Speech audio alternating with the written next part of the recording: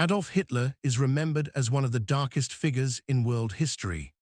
Born on April 20, 1889, in a small Austrian town, no one could have predicted that this child would grow up to lead one of the most destructive regimes the world had ever seen.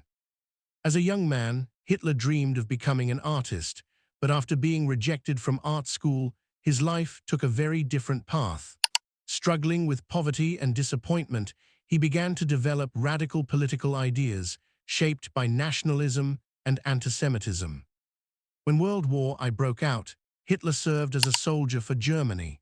The defeat of Germany in 1918 deeply affected him, fueling his hatred toward the Allied powers and those he blamed for the country's loss.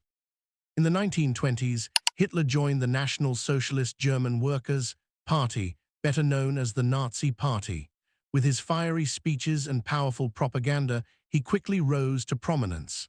By 1933, he became Chancellor of Germany, and soon after, he transformed the nation into a dictatorship.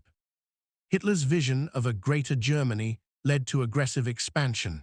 In 1939, his invasion of Poland triggered World War II. For the next 6 years, the world was plunged into conflict on a scale never seen before. But perhaps the darkest chapter of Hitler's rule was the Holocaust. Millions of Jewish people, along with other minorities, were persecuted and murdered in concentration camps. This genocide remains one of humanity's greatest tragedies. By 1945, the tide had turned. Allied forces pushed deep into Germany, and Hitler's so-called Thousand-Year Reich was collapsing.